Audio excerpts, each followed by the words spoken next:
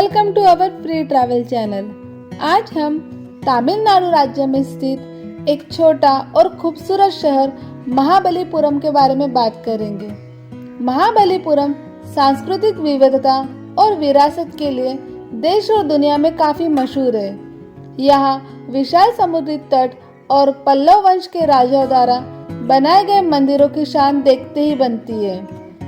आज यह जगह प्राचीन मंदिरों से लेकर सदियों पुराने मंदिरों की खंडहर और गुफाओं तक पर्यटकों को पूरी तरह आकर्षित करता है। महाबलीपुरम चेन्नई से लगभग 60 किलोमीटर की दूरी पर बंगाल के कड़ी के किनारे स्थित है।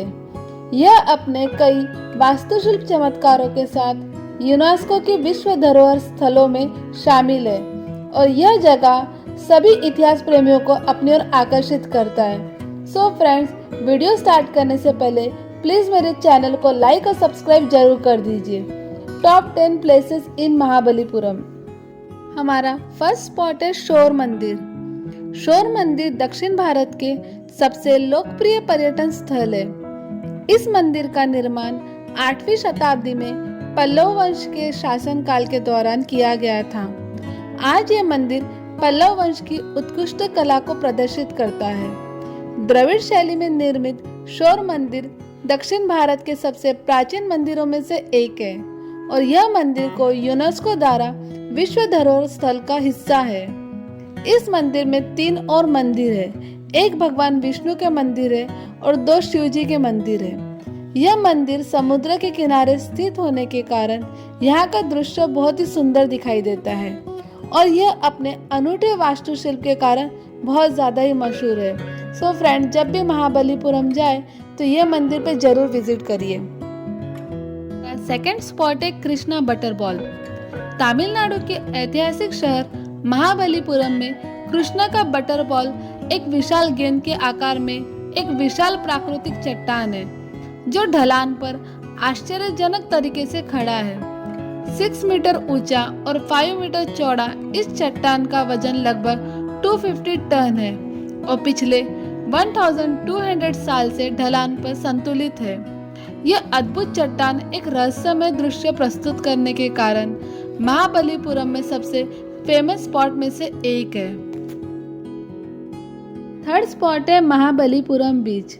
यह बीच बंगाल के खाड़ी के तट पर स्थित है और इस बीच पे कई रॉक कट मूर्तियां भी शामिल है जो कि बेहद ही खूबसूरत है और इस मूर्तियों से महाबलीपुरम बीच की खूबसूरती और भी बढ़ जाती है।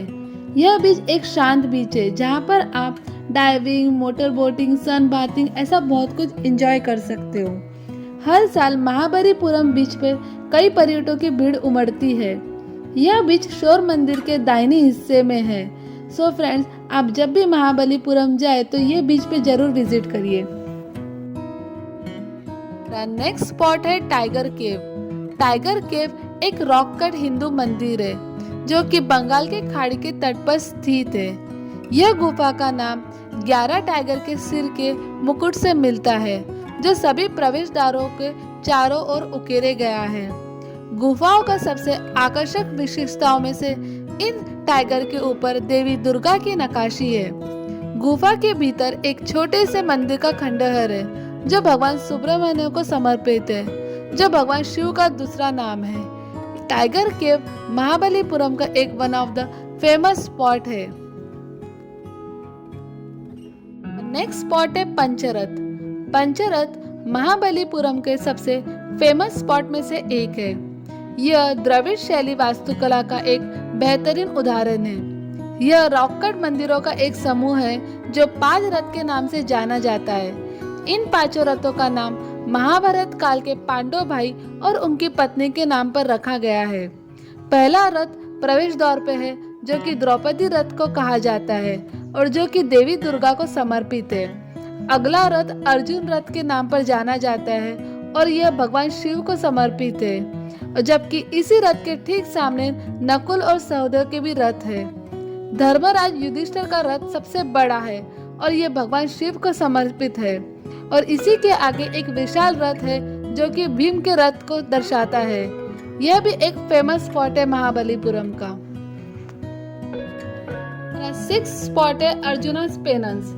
महाबलीपुरम में घूमने के लिए सबसे प्रसिद्ध और महत्वपूर्ण स्थानों में से अर्जुन की तपस्या है, जो इतिहासकारी और पर्यटकों के लिए काफी आकर्षित है। यह चट्टान को काटकर बनाई गई एक बड़ी संरचना है, जो पल्लव वंश के शासनकाल के दौरान बनाया गया था। चट्टान पर जानवरों और मानव आकृति के साथ साथ मूर्तियों के रूप में खुदी देवी देवताओं की छवियों के साथ हिंदी पौराणिक कथाओं के दृश्य को प्रदर्शित करता है। यह जगह महाबलीपुरम में घूमने के लिए एक आदर्श स्थान के रूप में माना जाता है। फ्रेंड्स, अभी तक आपने मेरे चैनल को लाइक और सब्सक्राइब नहीं किया है तो फटाफट से लाइक और सब्सक्राइब जरूर कर दीजिए। हमारा 7th स्पॉट है कृष्णा मंडपम। कृष्णा मंडपम अपनी गुफाओं और अद्भुत रॉक नक्काशी के लिए पर्यटकों के बीच काफी फेमस है, जो महाबलीपुरम के कुछ गौरवशाली अतीत को दर्शाता है। यह गुफा मंदिर महाबलीपुरम में सबसे पुरानी गुफा मंदिरों में से एक है।